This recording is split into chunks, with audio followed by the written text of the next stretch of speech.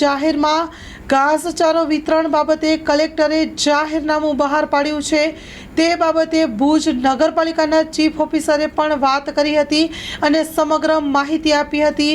Story report by કરણ વાઘેલા। આવો જોઈએ શું કહ્યું। 15 ઇસમો જાહેરમાં ઘાસચારો વેચાણ કરતા અચ્છા, જે રીતે જાહેરમાં જે ઘાસચારો વેચે છે ત્યાં નગરપાલિકા દ્વારા જાહેરમાં ઘાસચારો વેચાણ ઉપર પ્રતિબંધ કરવા માન્ય કલેક્ટર સાહેબે જાહેરનામું બહાર પાડેલું હતું અને તેમ છતાં નગરપાલિકા વિસ્તારમાં આશરે 15 ઇસમો જાહેરમાં ઘાસચારો વેચાણ કરતા જણાઈ આવેલ હતા।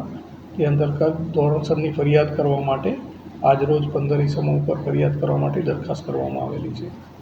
સાહેબ, જે આપણે નોટિસ પણ દેવામાં આવતી હોય છે છતાં પણ કોઈ એનો અમલવારી નથી, અથવા તો જે લોકો નોટિસ આપવા છતાં પણ અમલવારી કરવામાં ના આવતી હોવાથી એવા ઇસમો ઉપર ધોરણસરની ફરિયાદ દાખલ કરવામાં આવેલી છે અને પોલીસ આ બાબતે એવા નિયમ મુજબની કાર્યવાહી કરશે।